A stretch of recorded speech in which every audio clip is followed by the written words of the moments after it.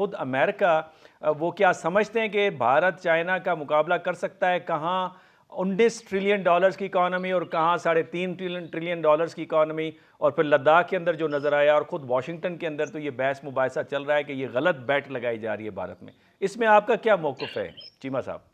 Doctor साहब, अगर आपको याद हो, प्रोफेसर जोसेफ एस नाई ने कहा था कि जो पावर को मेजर करने के 3 मेजर चेस बोर्ड्स हैं, हुँ, आपकी economy, hmm, politics and military. तो अगर बिल्कुल। आप देखें कि डिफेंस के हिसाब से देखें तो इंडिया जो है आज डिपेंडेंट है पूरी दुनिया के ऊपर। हुँ, 2019 में जिस तरह अभिनंदन का जहाज गिराया गया था, इंडिया हुँ, भाग के फ्रांस चला गया राफेल लेने। उसके बाद इंडिया ने S-400 खरीद लिया। हुँ, अमेरिका ने उसके ऊपर सैंक्शंस नहीं लगाए। So India when it comes to the military hardware, वो खरीद तो सकता है थोड़ा सा, ज्यादा नहीं खरीद सकता, क्योंकि आपको डॉक्टर साहब पता है उनकी फौज बहुत बड़ी है, 1.23 मिलियन की फौज है। हुँ, ज्यादा जो एक्सपेंडिचर हो जाता है वो तनख्वाहों और जो ऑपरेशनल एक्सपेंडिचर हो जाता है। हुँ, बाकी नए हार्डवेयर खरीदना, रिसर्च एंड डेवलपमेंट, इसमें बड़ा चीजें चाहिए होती हैं, और वो इंडिया डिपेंडेंट है सारे वेस्ट के ऊपर। एक चीज, hmm, when it comes to economy, India देख लें, इंडिया की और अमेरिका चाइना की $1.25 अरब की बायलैटरल ट्रेड है।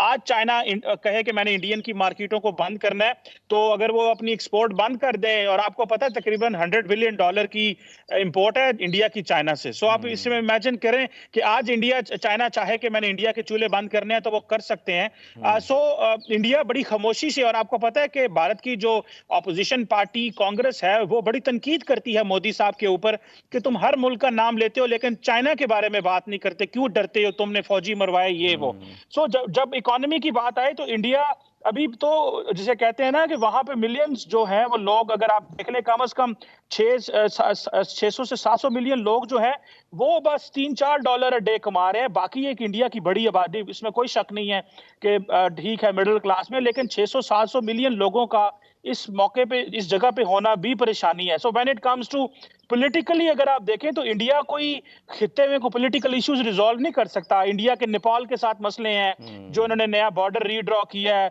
बांग्लादेश के साथ इंडिया के मसले हैं, पाकिस्तान के साथ ऑलरेडी हैं। श्रीलंका डूबा हुआ था, उसको थोड़ी सी उन्होंने फेवर की है। लेकिन क्वेश्चन ये है कि इंडिया के जो बायसनेस है, और इंडिया के अंदर ये जो डोमिनेंस है राइट विंग हिंदू नेशनलिज्म की, और ये मजहब की बेस पे अपनी फॉरेन पॉलिसी, नेशनल सिक्योरिटी और अपनी जो पॉलिटिक्स करने लगे हैं, ये बेसिकली ये जो तरक्की करेंगे ये उसको वापस ले आएगी। क्योंकि हमने भी देखा कि जब आप नेशनल इंटरेस्ट को ताबे कर देते हैं अपने मजहब और इन चीजों पे, तो नॉर्मली आपके लिए मसाइल बनना शुरू हो जाते हैं। और मेरा ख्याल है नरेंद्र मोदी जो है, उनके ऊपर इस हवाले से तनकीद है। सो पॉलिटिकली इंडिया, और इकोनॉमिकली और मिलिटरली, तीनों वेस्ट पे डिपेंडेंट है। कैसे अगले कुछ सालों में क्या इंडिया ऑटोनॉमी की तरफ जाता है, वो बात तो स्ट्रेटेजिक ऑटोनॉमी की कर रहे हैं बहुत ज्यादा। अमेरिकन जो है वो खामोश हैं, इस सारे प्रोसेस को देख रहे हैं। ये नहीं है कि उनको पता है, लेकिन उनके पास चॉइस कोई नहीं है उस खित्ते के अंदर। डॉक्टर साहब, कोई भी इतना बड़ा मुल्क नहीं है, कोई वहां पे डेमोक्रेसी नहीं है। अमेरिका ने डेमोक्रेसी का नारा भी मारना है। तो अगर आप आसियान में चले जाएं तो कोई ऐसा वो बड़ा मुल्क नहीं है। ऑस्ट्रेलिया, न्यूजीलैंड पहले ही उनके वो जो है वो इत्तेहादी हैं। सो उनको इंडिया चाहिए ही चाहिए, जो भी उसके लिए उन्हें कीमत अदा करनी पड़े। इंडिया अगर डिक्टेटरशिप भी डॉक्टर साहब हो जी, तो मेरा ख्याल है अमेरिका उसके साथ इंगेज करता, कोऑपरेट करता, और चाइना को नीचे लेके आने के लिए वो सब कुछ करता। लेकिन असल जो जो टेंशन है ना डॉक्टर साहब, वो ये हुँ, नहीं है कि क्या है, असल टेंशन ये है कि सारा यूरोप परेशान है कि इंडिया को, अमेरिका ने यूरोप को छोड़ के और हुँ, इंडो पैसिफिक में इंडिया को इत्तेहादी बना लिया। फ्रांस की अपनी वहां पे ओवरसीज टेरिटरीज हैं, जर्मनी, डेनमार्क, नॉर्वे, सब मुल्कों ने अपनी यहाँ पे इंडो पैसिफिक डॉक्ट्रिन्स, कनाडा तक जो है वो अपनी इंडो पैसिफिक डॉक्ट्रिन्स इंट्रोड्यूस कराई हुई हैं। लेकिन अमेरिका किसी को इंगेज नहीं करता, स्वाय इंडिया के, स्वाय ऑस्ट्रेलिया के, जापान के। तो मुझे ये लगता है कि ये चीजें जो है ये इतनी आसान नहीं होंगी करनी, क्योंकि और दूसरी बात यह है कि इंडिया बहुत ज्यादा ओवर कॉन्फिडेंस इस वक्त इंडिया के अंदर आ गया। और अगर आप देखें कि सारे का सारा डॉक्टर साहब इंडियन मीडिया कॉम्प्रोमाइज है।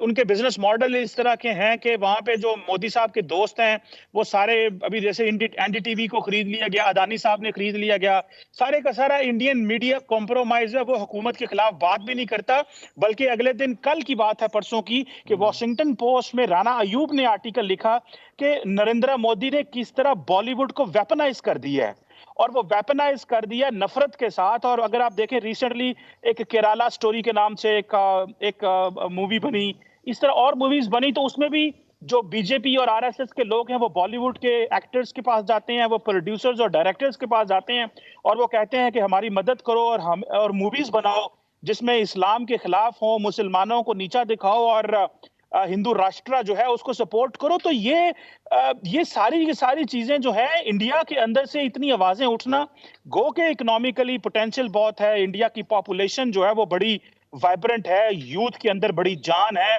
अगर आप मैं अभी रिसेंटली अमेरिका आ रहा था तो अगर जहाज में 100 बंदा है तो डॉक्टर साहब 70 तो इंडियन होते हैं। सो अच्छा। इट मींस कि ये वो इंडिया के लिए अपॉर्चुनिटीज बहुत ज्यादा है, लेकिन एट होम इंडिया के लिए प्रॉब्लम है क्योंकि हर चीज माइक्रो मैनेज्ड है।